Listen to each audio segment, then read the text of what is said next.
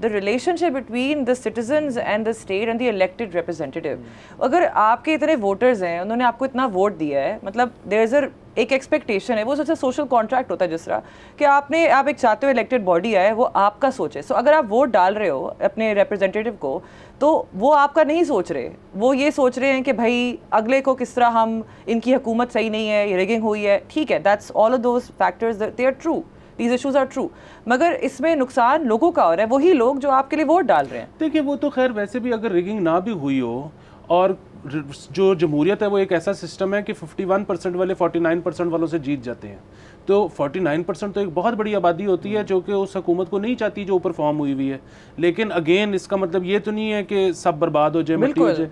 मैं तो मतलब अगेन हम लोग ये भी जो बार बार कहते हैं ना, मुझे लगता है ये बात ही नहीं करनी चाहिए कि मुल्क का सोचो, मुल्क का सोचो, मुल्क का सोचो, क्योंकि मुल्क जो है ना, हम जब सुनते हैं तो कोई एक चीज़ लगती है कि कोई एक जगह सी है और हमने उसका सोचना है, और कुछ लोग ये को लगता है कि यार क्यों सोचना है, मतलब क्या है मुल्क. बात ये, मुल्क एक जगह है जिसमें बहुत सारे लोग रहते हैं, उन लोगों में आप भी हो. ठीक है, ये इस वक्त अगर जिस तरह मैंने बिजली की बात की, आपके बच्चे हैं, आपके फ्यूचर जनरेशंस हैं, जिस तरह मैंने ये बिजली वाली बात की, इसी तरह मतलब आपके अगर यहाँ पे सपोज आपने कुछ सारी जिंदगी लगा के 2 प्लॉट खरीदे हुए हैं, या कोई आपकी फर्म है या आपका कारोबार चलता है, यहाँ पे अगर IMF से पैसे आने बंद हो जाएं, यहाँ पे अगर सब कुछ कोलैप्स कर जाए, वो जो आपकी जिंदगी घर भर की कमाई थी, वो जो 2 प्लॉट थे, वो आप कोई 20,000 में लेने को तैयार नहीं है. आप सोच रहे हो कि ये पूरा निजाम खत्म हो गया, खत्म हो जाएगा. बिल्कुल बिल्कुल, वो बिल्कुल आप ठीक कहा, और ऐसे नहीं होना चाहिए. अगर मैं थोड़ी सलमान खान राजा वाली बात पे कमेंट करूं, आपने जिक्र किया, उन्होंने किसी निजी चैनल को उन्होंने बयान किया, वो थोड़ा मायूस लग रहे थे कि ये इसी तरह ट्राइब्यूनल में जाएगा. अभी तो 2013 वाली बातें जो हैं वो अभी तक कि कोई अंजाम नहीं मिला उनका. लेकिन मेरे ख्याल में 2018 और 13 के इलेक्शन, जिन दोनों में इल्ज़ाम लगा धांधली का, उसमें और इसमें थोड़ा सा फ़र्क है. उसमें फ़र्क इस तरह कि तब जो हालात थे ना, उसमें ये दोनों गवर्नमेंट्स ने चल जाना था. तब ये बात नहीं हुई थी कि ये गवर्नमेंट 1 साल की है, 6 महीने की है, 2 साल की है. देखें तब VONC भी नहीं हुआ था, किसी हमारी कभी भी नहीं हुआ था, मतलब अटैम्प्ट हुआ था लेकिन सक्सेसफुली नहीं हुआ था. ये वो भी हो गया. सो उस सब को मद्देनज़र रखते हुए आई थिंक कि PTI का चांस इतना बुरा भी नहीं है. अगर ये सारे जो हल्के हैं, अगर इनका प्रेशर रहा और अपोजिशन का प्रेशर रहा पार्लियामेंट के अंदर और बाहर अदालती निज़ाम को इन्होंने आगे लेके चले, तो हालात इस किस्म के हैं कि ये गवर्नमेंट को अगर वही ना चलने दें, इन द सेंस कि इन तरीक़ों से नहीं जो IMF वाले, पार्लियामानी तरीके से, आइन के तरीके से अगर ना चलने दें, दैट इज़ वेरी, बहुत इमेंस प्रेशर है. अभी इनको रिजर्व सीटें भी मिलनी है. देखिए अभी 3 मार्च को इनके इंट्रा पार्टी इलेक्शंस होने, जिसके अंदर अली जफ़र को उन्होंने खड़ा किया, बैरिस्टर गौहर नहीं चेयरमैन रहेंगे.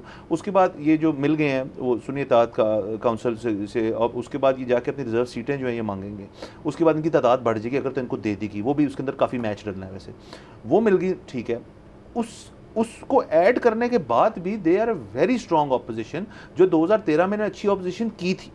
सो अगर तो हम उस वाली बात पे जाएं कि जी आप ऑपोजिशन अच्छी करें तो ये मामला शायद आपके सीधे हो जाएं. मसला सिर्फ ये है कि ये मान बैठना कि रियासती निज़ाम, अदालती निज़ाम और हुकूमती निज़ाम जो है वो तीनों जो हैं वो मिल के हमारी किसी भी चीज़ को आगे नहीं जाने चाहेंगे, ये मैं नहीं मानता. मेरे ख्याल में अदालती निज़ाम के अंदर अभी भी इस किस्म के लोग जो हैं जो इस चीज़ को आगे तो चलाएंगे ना, वरना बातें होंगी. ये 13 वाला या 18 वाला पाकिस्तान नहीं है. अच्छा, इसमें जो है ना, वो ये मैं देख रहा था कि लोगों के फिर ट्वीट्स आने शुरू हो गए, और जाहिर है वो ऐसे लोग जो ओवरसीज़ पाकिस्तानी हैं, और फिर भी बात है, मैं इस तरह नहीं कहता कि किसी को ये करना चाहिए या ये नहीं कहना चाहिए, जिसका जो दिल करता है वो कहे. लेकिन उसमें ना इस तरह की बातें थी कि जी हमें रेमिटेंसेस भेजनी बंद कर देनी चाहिए पाकिस्तान में जब तक हमारे मैंडेट का वो नहीं होता. अच्छा, वो जो रेमिटेंस वाला मामला है ना, वो लोग अपने घर वालों को भेजते हैं. सो अगर वो कोई नहीं भेजेगा तो अपने घर वालों को भूखा मारेगा. पहले मुल्क का तो जो नुकसान होना है वो बाद में होगा.